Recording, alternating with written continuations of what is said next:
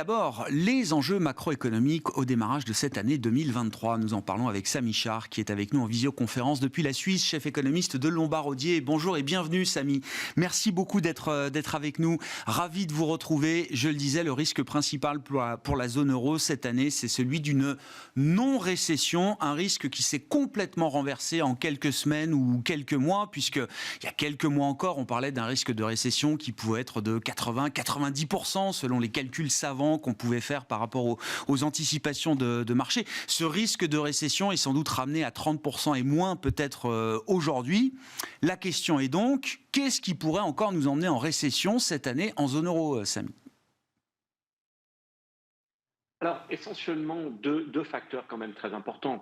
Je pense que dans le basculement de marché, il n'y a pas uniquement cette idée binaire de récession ou pas récession, mais même si on a une récession, on sent bien que ce ne sera pas la récession extrêmement sévère qui avait été pronostiquée à un moment. Donc, même si on a récession, elle sera beaucoup plus modeste que les scénarios très extrêmes qu'on a eu à un moment. En revanche, il y a deux facteurs importants quand même qui peuvent maintenir l'Europe en récession. D'abord, c'est une banque centrale européenne restrictive.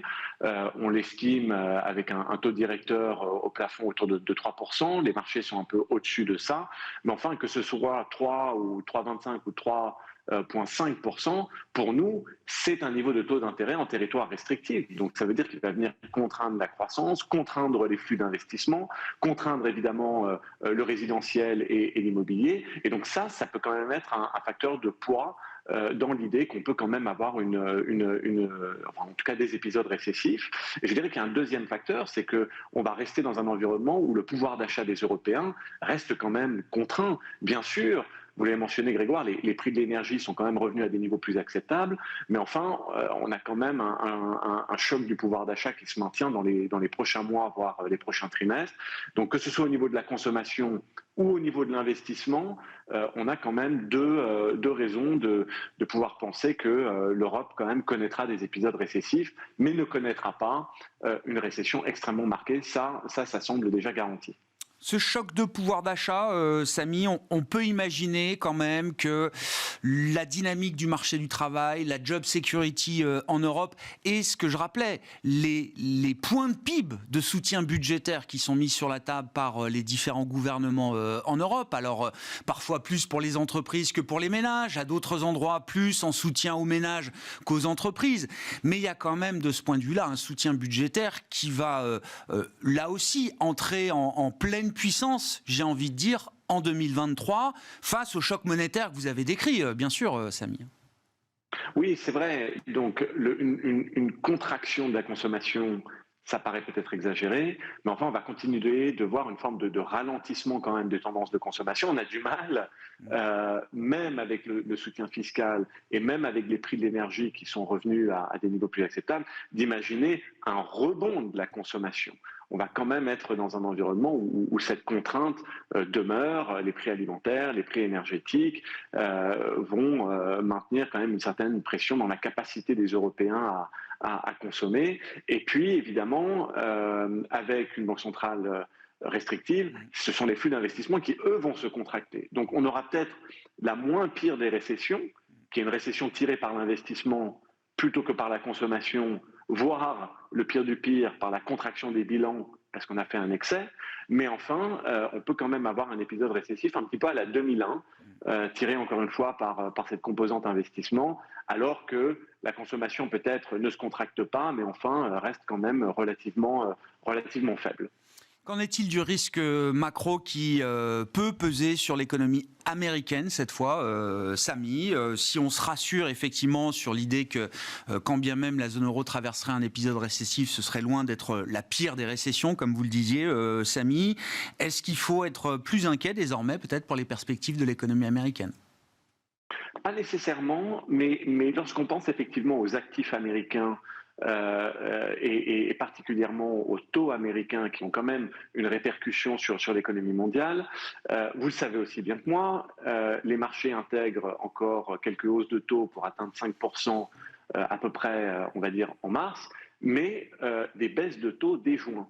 Et ça, c'est un narratif avec lequel on a du mal à être complètement à l'aise. La Fed montrait ses taux en mars et serait déjà en train de les couper en juin. Ça paraît assez optimiste comme scénario. Et donc c'est vrai que on va voir certainement aux États-Unis les marchés intégrer le fait que peut-être que la Fed va pas nécessairement aller au-dessus de 5, mais en tout cas, une fois qu'elle sera à 5, elle va certainement y rester beaucoup plus longtemps que juin, probablement jusqu'à la fin de l'année. Et donc, cette contrainte-là, un petit peu comme en Europe avec une BCE à 3 ou plus, aux États-Unis, si on a 9 mois d'une réserve fédérale américaine avec des taux à 5%, ça va quand même enlever un petit peu d'oxygène dans l'air, contraindre là encore une fois les flux d'investissement et l'immobilier. Et donc, on pourrait également connaître des épisodes récessifs aux États-Unis, même si le pire de la récession semble peu envisageable là-bas également. À nouveau, Samy, et cette question n'est pas nouvelle parce que, sans prendre parti, j'ai beaucoup de respect quand même pour le marché obligataire, qui est un marché lourd, un marché fondamental, avec des gens qui savent ce que c'est que de mesurer un risque dans ces marchés obligataires. On n'est pas dans les marchés actions et encore moins dans les marchés de crypto-actifs. Et donc, voilà, certains investisseurs quand même regardent ce pricing de marché persistant. Et c'est pas juste quelques baisses de taux que le marché anticipe aux États-Unis. C'est un vrai cycle de baisse de taux de peut-être 200 points de base à fin 2024, 50 points de base peut-être de baisse de taux pour 2023, mais on continue encore à anticiper des baisses de taux sur l'année 2024. Qu'est-ce qui peut porter ce rationnel? Qu'est-ce qui pourrait forcer la main de la Fed, dont le discours n'est pas ajusté avec ses anticipations de marché, à baisser ses taux peut-être dans les prochains mois et pour quelque temps? Alors comme vous, je donne beaucoup de crédit au pricing de marché, de ce marché des taux sur la partie intermédiaire, voire la partie longue de la courbe. On est également dans le camp d'une inflation qui reviendrait à des niveaux plus acceptables aux États-Unis, entre 2 et 3%. Et donc on imagine qu'à la fin de cette année, si effectivement l'inflation est revenue à ces niveaux plus acceptables, il n'y a pas de raison pour la Réserve fédérale américaine d'être à ce point restrictive. Et elle chercherait peut-être à être tout simplement neutre. Or, le point neutre aux États-Unis, c'est probablement des taux autour de 3%, et donc vous avez vos 200 points de base de baisse de taux à fin 2024. Ce qui me gêne un tout petit peu, c'est vraiment la partie courte, le fait qu'on anticipe déjà des coupes en juin, ça me paraît un peu optimiste. C'est plus une question de séquence, effectivement, de timing, plutôt que l'idée fondamentale qu'à un moment, la Fed reviendrait d'un niveau restrictif à un niveau neutre en matière de réglage de sa politique monétaire. Une question aussi qui est encore ouverte peut-être pour 2023. On n'est qu'au début de la réouverture sanitaire chinoise, avec d'ailleurs la semaine du Nouvel An lunaire et les mouvements de population majeurs en Chine et en Asie en général. Samy, quelle va être la place pour vous de la dynamique chinoise dans le paysage global macro 2023?